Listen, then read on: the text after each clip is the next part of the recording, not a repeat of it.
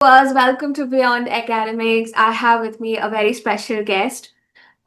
He's none other than he's a very distinguished professor. He was also a former principal in St. Aloysius College, and he has almost 3 decades of teaching, research, and he has published in Scopus, Web of Science, and also is an academic counselor. He was an academic counselor in IGNO, and he holds patents and he serves in multiple boards and studies. And I have to be proud at this moment because his main domain, his specialization is economics. So I'm very happy to host Dr. Chacko Jose. Welcome to the channel, sir. As I mentioned Thank you. earlier, I'm very happy because I'm seeing someone from a senior from economics, and with almost 3 decades of teaching experience and research. So when I say this, what comes into your mind? Well, I started my career as a lecturer in economics back in 1994 Mm, at Sacred Heart College, Chalakudi, mm, where I started teaching when the new economics department was started in that college. So, in a way, I can say that I am one of the founders of the economics department of that college, and I could frame policies to teach economics in a totally different manner. I have always believed that teaching of any subject, especially subjects like social sciences, should go beyond the textbook and look beyond the written curriculum. So I could frame a curriculum and a lesson plan where we can go beyond textbooks and curriculum. So I was so happy to be part of that department at that time. And later, I joined the University of Calicut at the Academic Staff College as a reader, where the basic reason for me to do that was I was passionate of training faculty members. So, as you know, Academic Staff College is a place where you train faculty members. So that's where I started my career as a faculty trainer, and later, back in 2021, I moved to St. Aloysius College as a principal. So throughout my this 30 years of career, I have played different roles from merely being a lecturer to being a more responsible person like a reader, and finally becoming a professor and also the principal of the college. So I have seen the education system moving from one phase to another phase. Like now we have reached the NEP 2020 phase, where instead of the traditional 3-year degree programs, we are now offering 4-year degree programs. So I have witnessed. It was so thrilling. It was so exciting to watch the education system move from one stage to another, and be and so fortunate to be part of that for 3 decades. So when I say 3 decades, so you were mentioning about the year 1994, probably I was just born or whatever. So, so 1994, we are in 2026. My God, this is a huge gap, right? So how has this teaching evolved from 90s to right now, the recent era? What do you think? In the 1990s, teaching was confined mostly to textbook teaching, where you get standard questions based on textbooks. In fact, we don't have textbooks in higher education except for languages, but students, by and large, depended on books written by some teachers, which practically functioned as textbooks. So to pass the exam, it's very easy. You collect all the question papers for 5 to 6 years and prepare based on that, and you are sure to get a 60 to 70% mark if you study well those portions. So it was basically memory recalling and all, and we didn't have internal assessment. So it was all year-end exam. It was year pattern. And later, around 2000, at that time, we had pre-degree in colleges. In around 2000, we de-linked the pre-degree from colleges, establishing higher secondary schools, which we now call plus one and plus two. So this was in a way a transformation in colleges because the very young students moved out of colleges, and colleges became some more serious places where you can have more serious discussions. And it was immediately after that the semester system was also introduced and the internal mark system came in. So all this changed teaching from mere recalling of memory or teaching as such. In fact, in colleges, what should happen is learning, not teaching. So but when these pre-degree students were there in colleges, we had to confine to teaching. But when they moved out, we could concentrate more on learning. So the role of the teacher changed from someone who teaches to someone who facilitates learning process, and this was a tremendous change. And again, when the semester system was introduced earlier, you had plenty of time in a year, but now that has cut down. So teachers had to rearrange their curriculum and focus and teaching plans according to these changes. So that was another major change that happened in the last 30 years in a higher education scenario. Then we moved from marks to grade, where we instead of talking of marks, we started giving grades. But later, these grades were reconverted to marks. We didn't go back to the marks system, but grades were reconverted to after valuation. It was converted to points like that. So all these are but changes as far as the teacher and the student is concerned. And finally, with the introduction of NEP 2020 and later the 4-year UG program, a lot of flexibility has been brought in the higher education scenario, which was lacking. Our higher education system was so rigid that the student didn't have any freedom to choose a course. For example, if a student by chance or by force is admitted to one course, say to economics, and if she or she wishes to study physics or mathematics, that was not possible because you have to go as per the choice of the college. But with the introduction of the 4-year UG program, the students are choosing courses of their like. So as an economics teacher, I may be teaching a student whose major is physics or whose major is commerce, and vice versa, which is so exciting. So I think the last 30 years, we have seen tremendous changes happening in the higher education scenario, especially the last 15 years witnessed massive changes. So when I was saying that you have taught economics for physics, like physics, someone was taken physics subject or chemistry. I generally hear from students like that, oh, economics is a kind of, like these days it's a difficult, it's a challenging subject where you have a lot of theories and we don't know where to apply. So especially I've heard it from engineers because in NIT we had a specialization, it's called industrial economics, and it's exclusively for engineers. And these days we have a lot of engineering institutes offering economics. So how do you deal with it? What would be your answer for students from other specializations, like especially engineers? How do you say, okay, this is an interesting subject? So I generally say you look at newspapers, you look at the day-to-day news, you find a lot of economic terms. So how do you deal with the same scenario? Yeah, that's an interesting question. And it's of much interest to me as well. There are many things. One thing I told you that I joined the University of Calicut Academic Staff College as a reader. So when I joined that was on deputation for 2 years. When I joined that, I was a reader in my earlier college, that's Sacred Heart College. I was a reader, which means when I have to move, I have to travel 100 kilometers every day to the University of Calicut, which is not, I'm a reader here and I'm a reader there, so I don't have any financial gain.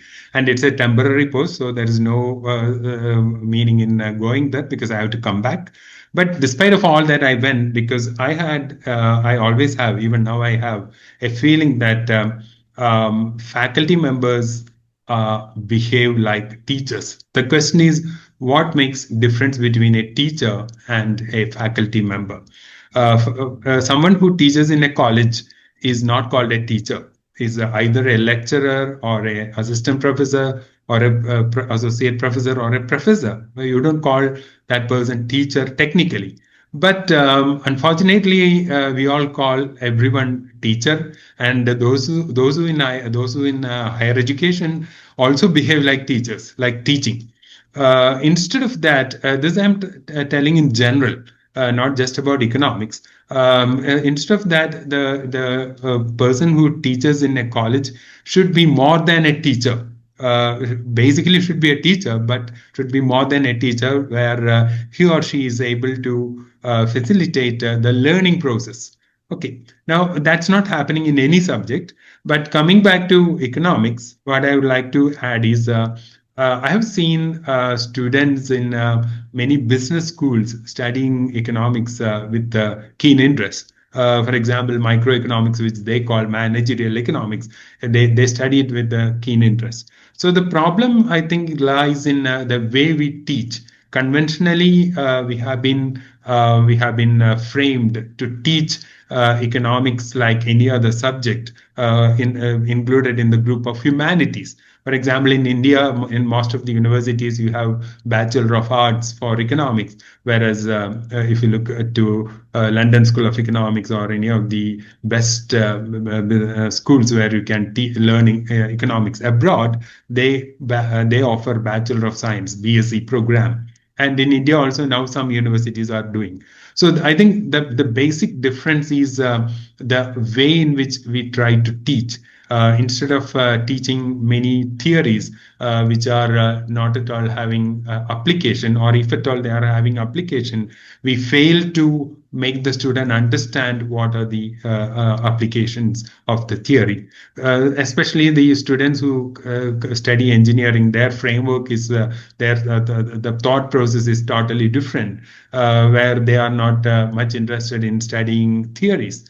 So, if we change our approach from starting with a theory, instead, if we start with application and finally introduce the theory the other way around, I think we can make it more interesting. Similarly, the business schools or even schools in IB curriculum also teach economics in a totally different manner, maybe using case studies, which makes it all the more interesting. So, I think if teachers are given some more training to tilt the way we say flip the way we teach the subject, I think we can make it very interesting.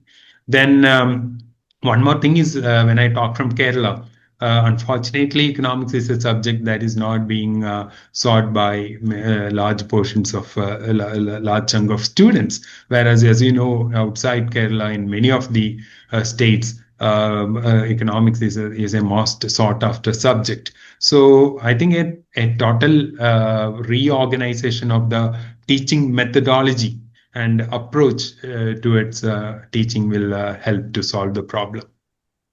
So you were just telling me right now that in Kerala, or just not Kerala, even when I was doing my plus two, many had asked me.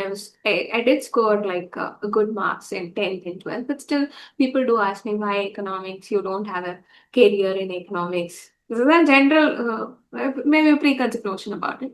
So, what would be the skill or what would be the career prospects if a student is undertaking like a UG program or a PG program in economics? What is your take on it? Yeah, that's again one of my favorite topics where I talk on career opportunities for economics graduates. What I always tell them that I always give them a list of career opportunities that economists have, economic students have. But towards the end, I'll tell them that the conventional degree that you are studying in a college here is not going to help you reach that particular career, because the skills required in those jobs are not being taught or acquired during this process. So, one thing is in Kerala, if you look at the pattern, you can see that the students who come to economics are students who take the humanities group at +2 level. And humanities group, if you ask those students, in fact, we have done some studies. In fact, if you ask these students who opted for humanities, why did you choose humanities? They will say that we choose humanities because we are afraid of mathematics. So they choose the humanities because of their fear for mathematics. And when they come to economics, even the small portion of mathematics and statistics they have in the normal economics course is not acceptable to them. In fact, I'll tell you a very funny incident that I have gone through several times when I was studying, teaching at the Sacred Heart College, Chalakudi, where we had mathematics for economics as the complementary course for the BA economics students. So students choose a college not by looking at the prospectus or not by looking at the courses that are being offered. They most students choose a college because it's either parental pressure or it's close to their home or some friends are going there like that.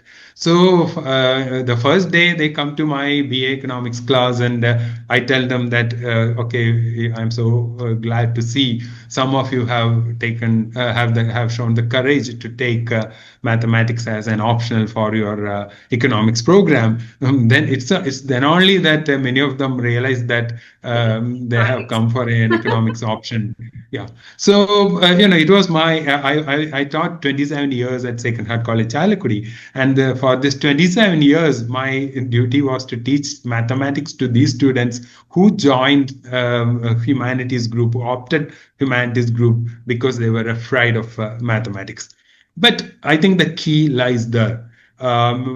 Because economics, when it acquires its rigor, analytical rigor, you require a tool called mathematics.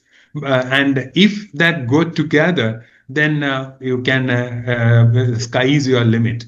But unfortunately, at some point, we filtered all the mathematics out of economics and just retained some very elementary mathematics. And even that mathematics and statistics, for example, we teach correlation. So we have regression. We teach all the formula, and we ask the students to by heart all the formula, and we give them some problems, and they solve the problems. But this is something your software can do for you. What should happen is from there your thought process should tell the business what should be done. For example, you work out, you give data on a price and advertisement expenditure and demand for a particular product, and you ask the student to recommend a policy. So the problem is we teach students only up to finding the correlation value, not in applying the theory to this value and making an interpretation. So that is what the business need, because they can calculate the formula using a software or a calculator and all. Now even that is gone because AI can do Yes. that. So Yeah. you have to be smarter than all this if you want to get into a good career. So whenever I give this career opportunities class to economic students, I always tell them that you have to work on your own to achieve a career like this. So you please do some courses from Swayam or Coursera or edX, etc., where you can select courses which will add skill. And when you combine your degree with these skills, you will get into good career opportunities. So I'm not trying to list the career opportunities that you can have, that which you can easily get from a search of the internet. But what I would like to highlight is you can't merely complete a degree and try getting to these careers. You have to equip yourself with extra skills which will match these career requirements. So that's the answer to that question. Okay, thank you, sir. So you were telling me about mathematical economics. So what books would you generally recommend for a maybe an undergraduate student to start with, or what are the areas that he or she should look into? Like maybe in school, I think I've done differential calculus, integral calculus to start with, the simple way of entering into mathematical economics. So what would you suggest, sir? Mostly it's application of microeconomics that comes in mathematical economics paper at the undergraduate level. So calculus is the core of that. So you should be good in differential calculus and to an extent integral calculus. And my favorite book always have been a Shroom outline series written by Edward Dowling. Edward Dowling has a very beautiful book which is titled Mathematical Economics. So that's a one book that I will always recommend to anyone who would like to dwell into the mathematical application of economics. Then there are many textbooks, or rather books like the old book when we were doing MA. I did my MA at Department of Economics of University of Calicut at Dr. John Mathai Center. So we used a book, my Modern Microeconomics by Kotsiani. Even in that book, they have given mathematical appendix to the theoretical discussions. So any good microeconomics book is good, but for studying fundamental mathematical methods for economics, I will always recommend Edward Dowling. So now we were discussing all about economics. Since the channel is for research, I have to ask you some research-based questions also. So you've, as you said, like 3 decades of teaching and research. So what is one such paper that you've ever done in your life has taken like of your whole energy, your whole time? Which paper it would be, or is it with your patent that you've spent a lot of time for this particular research? Can you tell the viewers about it?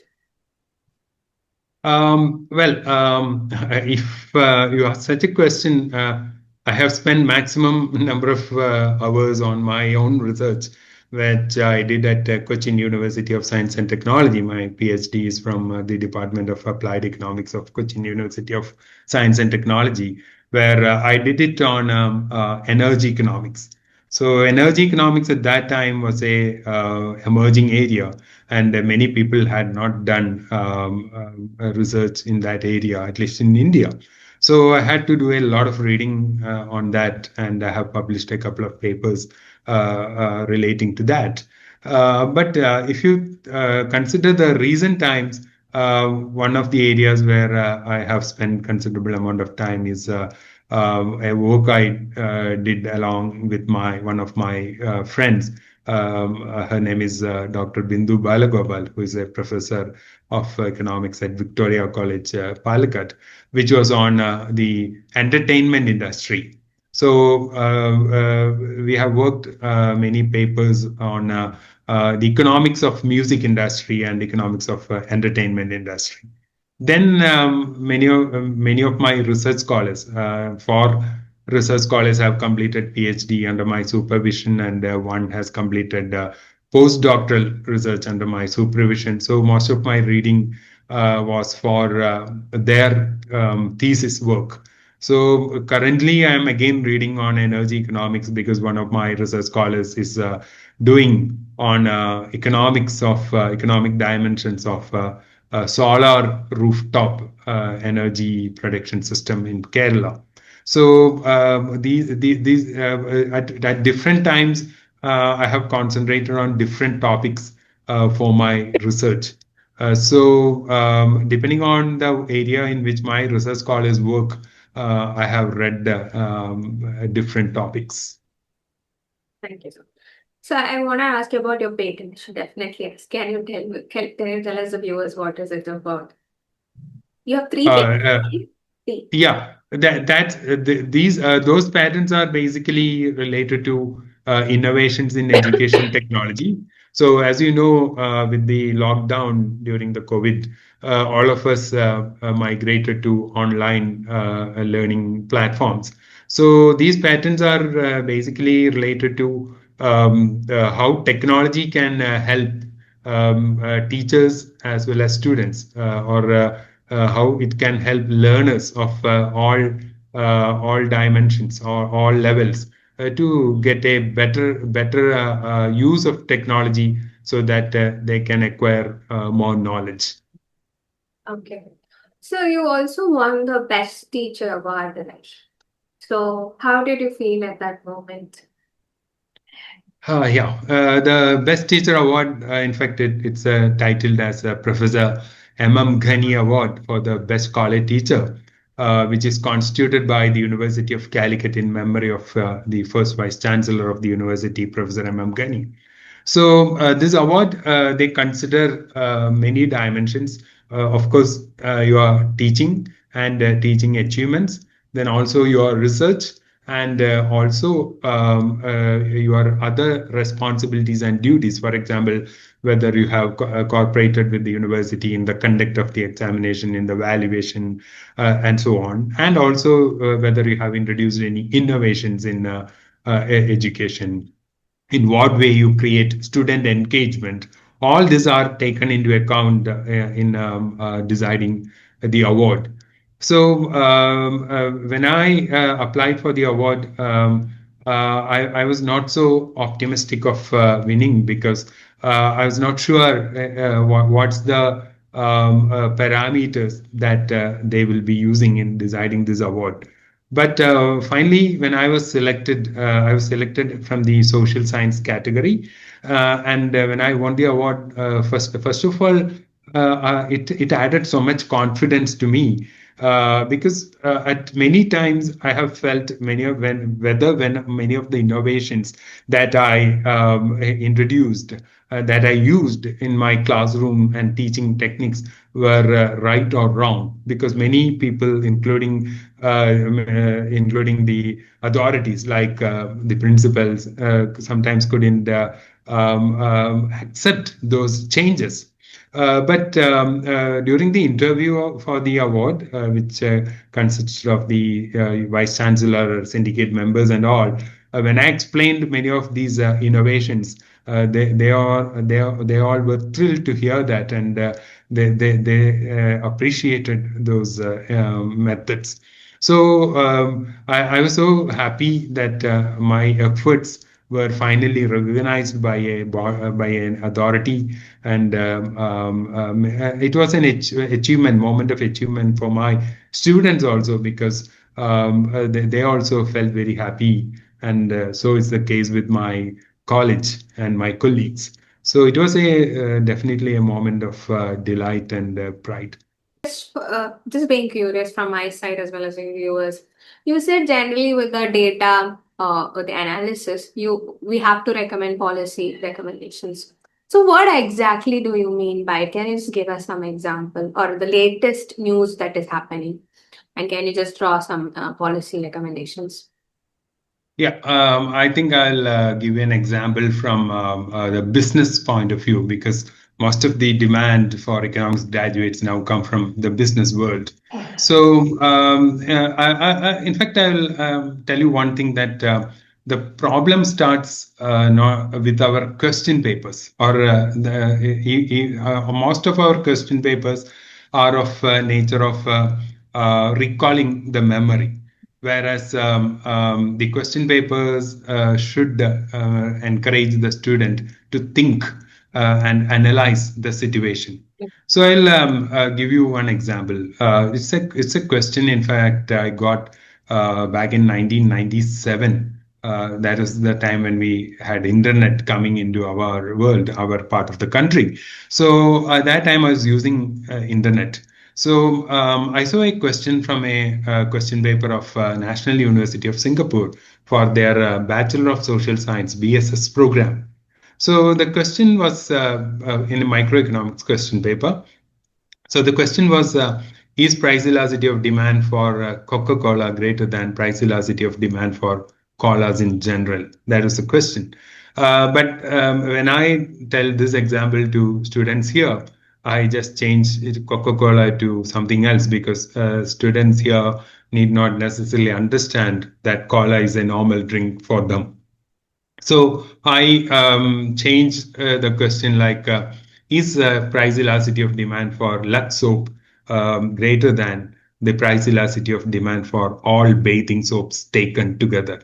So you take Lux soap as an individual product, all bathing soaps together as another product. So which has more price elastic demand, which product or which group?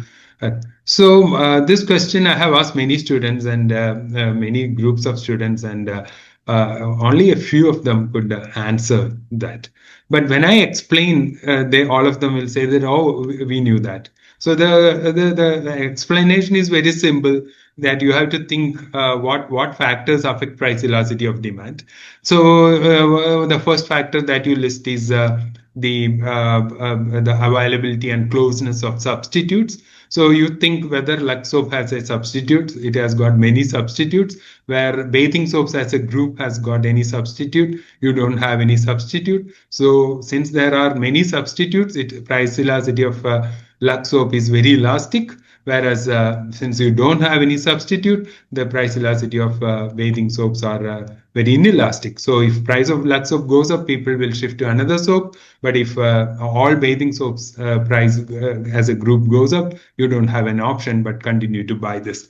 But the problem is when this question appears in our question paper, it will be define price elasticity of demand, explain the factors that affect price elasticity of demand. So you are just using your memory, not your analytical capacity. Yes. So based on this, you can definitely make a policy recommendation that whether this company should go ahead with a price increase or not. So you use the concept of elasticity, you analyze the situation, and based on that, you finally say whether the company should increase the price or not. So like that, in many cases, you can see examples where you can teach examples where the concept is analyzed and helps the student to go for a policy recommendation. Yeah, I have another tricky question. I feel that you're very passionate about teaching. I can see that in your eyes. It's sparkling here and there. So I have a question for you. You spoke about research, you spoke about teaching, you spoke about administrator role. Now, pick one out of three. Which one is your best? Which one would I enjoy? So I will answer this question like this. When I became principal, there were many meetings in which I was felicitated for the achievement. But in all these meetings, I have repeatedly said one thing, that I felt more happiness when I became a professor rather than when I became a principal, though basically the qualifications required for both as prescribed by the UGC is the same. So I have always enjoyed being a teacher. I have always enjoyed being among the students, and I have always enjoyed experimenting with the innovative methods of teaching. When I have been repeating this innovation, so you might be wondering what sort of innovations did I introduce. So I will just tell you one thing, which was in fact the first innovation that I could do. That was back in I joined service in 1994. When the first batch of BA economic students joined Sacred Heart College, Chalakudi. And in 1997, we had a plan to start an add-on course for the BA economic students. So mind you, it was a time when we didn't have the semester system in Kerala, we didn't have internal mark system in Kerala, and nobody had heard of add-on courses, value addition, etc., etc. And nobody thought that you should do anything other than normal teaching, examination, etc., which is demanded by the system. So there's a voluntary organization in Chalakudi named Apex Award, which is Apex Voluntary Agency for Rural Development. So I was looking at the job openings, and I found that Chalakudi, being a region which is in the foothills of Annamalai Hills, there's a vast rural area surrounding this small town. So if you look at this as a job opportunity, if you look into rural development, there could be possibility of some openings for our students. In fact, it's a girls' college, so we had only girls students. So, in collaboration with this Apex Voluntary Agency for Rural Development, we worked out a certificate program in rural development for the economic students of our college.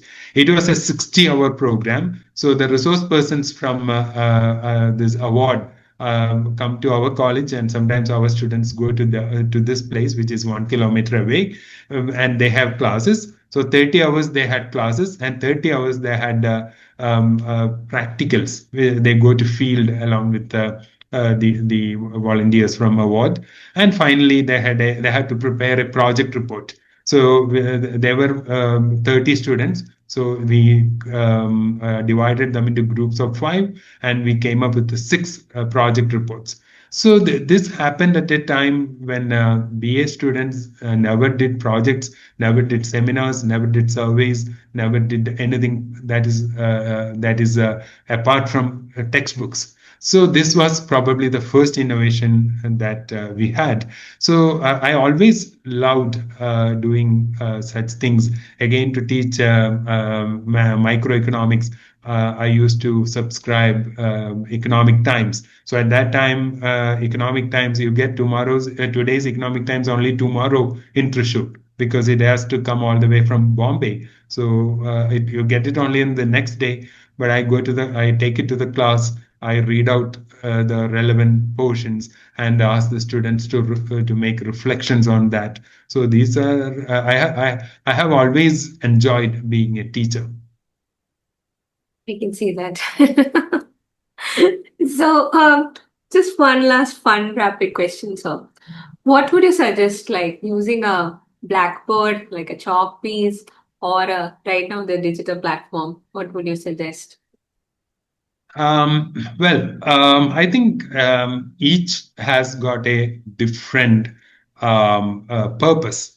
Whether it is a blackboard and white chalk, or a whiteboard and a colored pen, you are basically doing the same thing. You are writing on a surface.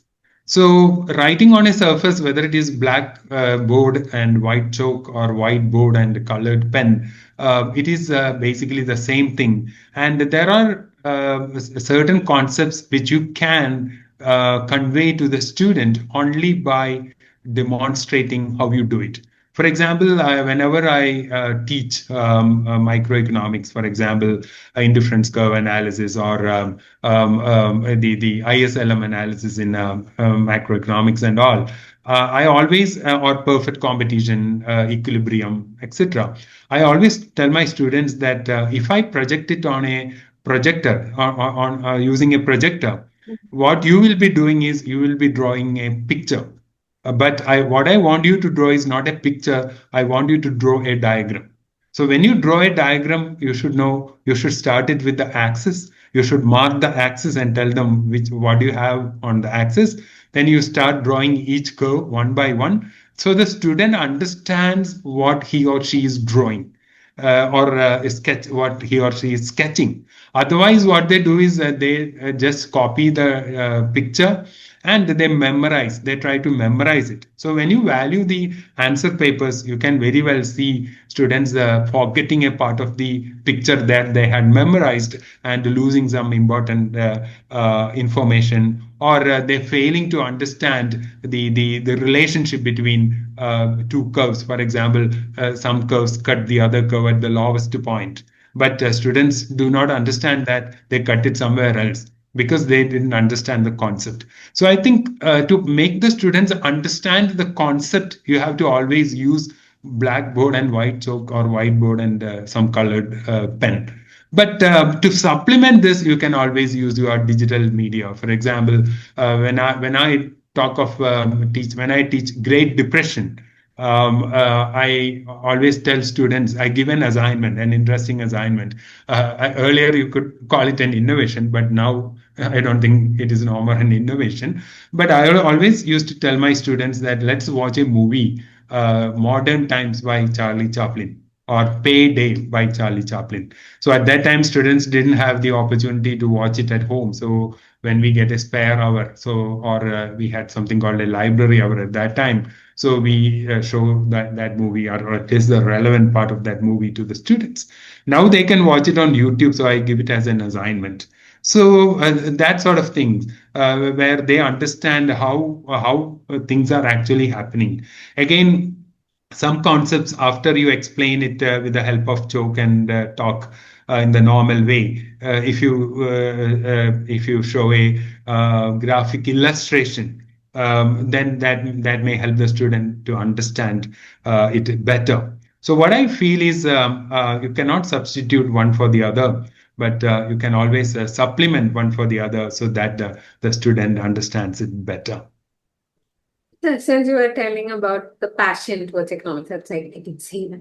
I have another one last question.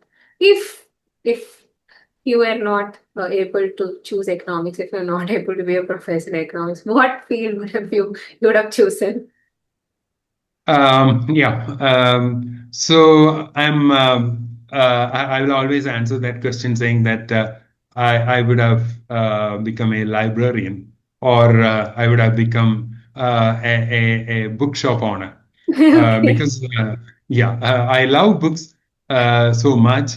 Though we have digital books, when you have a physical book, you can feel it, you can Yes. smell it, you Yes. can yeah, when you turn the pages, when you read, or you bookmark it, it gives you a totally different feeling. So I I agree. will always say that I would have become a librarian or a bookshop owner. So I one more. Since you spoke about books, what are the two must book read books for economics for anyone? For that question, if it is like subject-oriented books, I will always recommend Varian for microeconomics, and also Pindick and Rubinfield. Another of my favorite author is Dominic Salvatore. So Dominic Salvatore has now I am more into teaching of MBA students. So for managerial economics and microeconomics, I always recommend Dominic Salvatore. So and of course, as I said earlier, Edward Dowling. These are all some of my favorite authors. Though there are many newer books that are available which treat the subject in a totally different manner and innovative manner. I think these are some of the fundamental books that I will recommend any student interested in economics, rather microeconomics. Was I think the passion and economics is sparkling in his eyes, which I mentioned earlier. And I feel this conversation would be unending because we have something very common, in fact, to talk about economics more than research. And I hope this video was very productive. And obviously, he was in literally an encyclopedia, I could say, where I've learned a lot of things. I've got 2, 3 points also how to teach because of you, sir. And also, the viewers also would have benefited. And so, how was it in being in this channel? Like, just a few words. Yeah, I really enjoyed being this channel, and I'm so happy that people are making serious videos, because nowadays you see Yeah. videos which are more fun rather than fact. So I'm so happy that you are doing it, and I see you are as passionate as I am in asking the questions. So I'm so happy that I could be part of this video program. So, once again, thank you, sir. Thank you, Chacko, sir. And I've always wanted to ask you, how do students fondly call you as? Yeah, Chako sir. Chacko, sir. So great. So, Chacko, sir, thank you so much for the valuable time. We've been scheduling it for repeated attempts, and this was the only attempt that we could get you on board. And thank you so much for this valuable time and effort and energy and lot of economics insight, I have to say. So, thank you so much once again, sir. Please like and subscribe my channel. Thank you.